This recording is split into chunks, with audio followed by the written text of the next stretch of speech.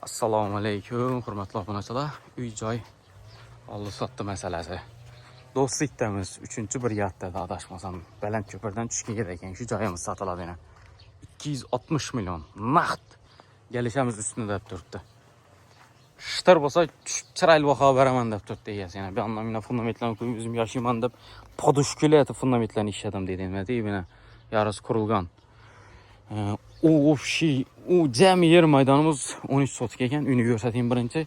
Eldindan yeri boyna. Xolasanlar eldinden ekesalar, imbillarni pulollanib, bu narsalar fundamentlar quyilib. Do'stlik. Endi iloji bo'lsa shunday yashaydi, Alloh bo'lsa bellarni o'zi manzilni yaxshi biladi. Ustlari bosirilib, chotki samosuvoqlar ishlanib, toklari ishlanib, elektrik ishlari akvaramlar qurilib tayyordir degan shunday holatda. Telefon nomerlarini ko'p qolmam, pram egasini telefon turib bog'lanib, savol-javoblar bo'lsa kelishaverasizlar. 260 million deb turibdi, naqd bo'lsa kelishib, arzon beraman kelishib dedi. Qaytaman dedi, ustida so'zlashamiz dedi.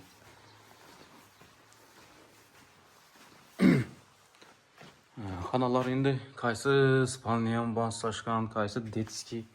Endi ularni bilmayman, kelib ko'rib, Alloh odam o'zi planlashtiraveradi. Ağaçları zo'r, ustlarini yaxshi bostirganlar. Arka tarafına çıkan eshiklar qurib turibdi.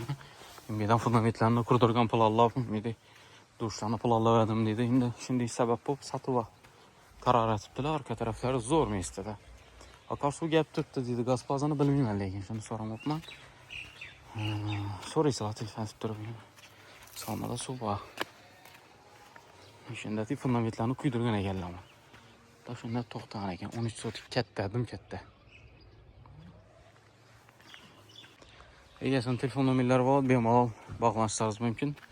Savol-javoblar bo'lsa kelishib, egasi bilan so'zlashib, olajak bo'lsangiz bemalol telefon qilaverasizlar. Sog' bo'ling va salomat bo'ling.